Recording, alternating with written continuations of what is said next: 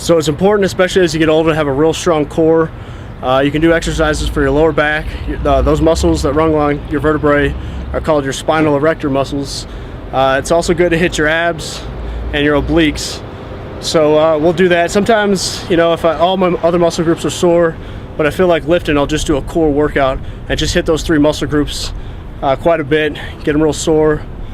And essentially, like, what the feeling the next day or even the next few days, if you don't exercise too often, that you feel is you've actually ripped your muscle fiber when you lift. So you want to make sure you give it enough time to recuperate. You don't want to kill, you know, I see a lot of people go in there and they kill like their biceps or chest, for example, and then the next day they'll go in there and try to do it again.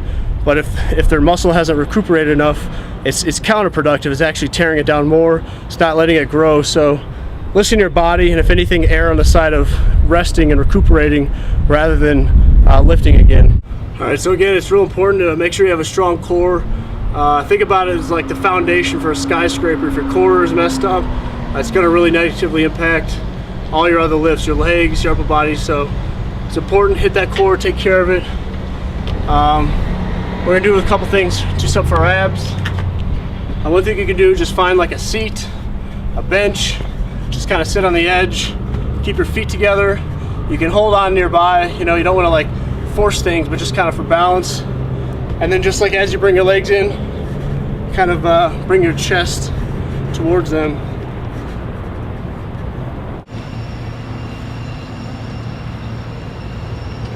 All right, and with those abs, I'm going to superset some lower back. Again, this hits the spinal erectors. With this, it's important to keep your back flat. You don't want to have it curved. You don't want to bounce at the bottom.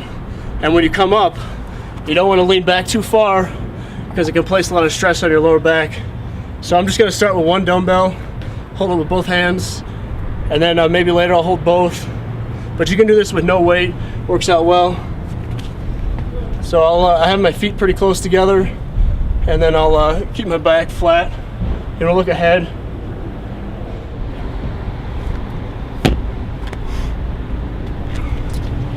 All right, so we've done our abs, we've done our spinal erectors.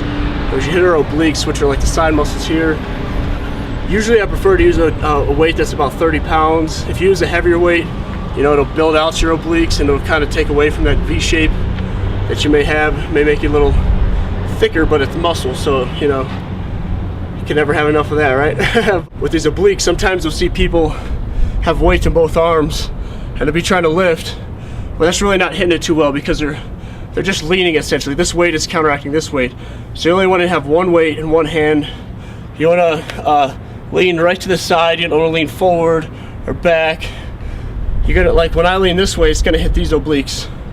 And when I lean this way, it's gonna hit these obliques. So again, 45 is a little heavier than I like to go, but it's not too bad.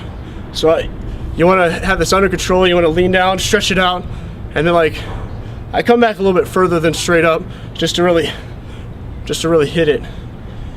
And some people like putting their hand on their head like this.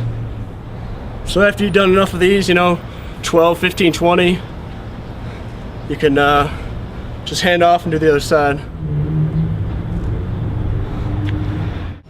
To review what we did today, we did a quick upper body workout. We hit our lats with some one-arm dumbbell rows. We hit our pecs with some decline push-ups.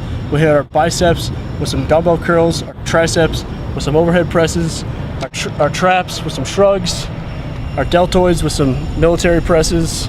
We hit our abs, obliques, and spinal erectors with some core workouts, some exercises. And again, if you don't have a pair of dumbbells around, you can put books in a pillowcase. You can curl that. You can find, you know, old pipes, whatever, or just start with body weight. Body weight's a good, you know, starting point for a lot of folks, myself included. So, you know, start somewhere. It's better. You know, sometimes it's tough. You're like, oh, I don't have the body type I want right now, or I'm not able to lift as much with this exercise as I want, and you get discouraged. But you got to start somewhere, and you know, you can build on what you do today. You can build on that tomorrow or the next day, and just set a goal for yourself. And again, this is a very individualistic thing. You have no one else to blame but yourself. You have one body, take care of it. You take care of your car, you take care of your house, other stuff, take care of your body. I see a lot of folks in the freedom movement, at gun shows especially, who like, you know, I got 28 guns, but you you know, I doubt some of these guys can even carry one of them 100 yards. So take care of yourself. You're your best investment.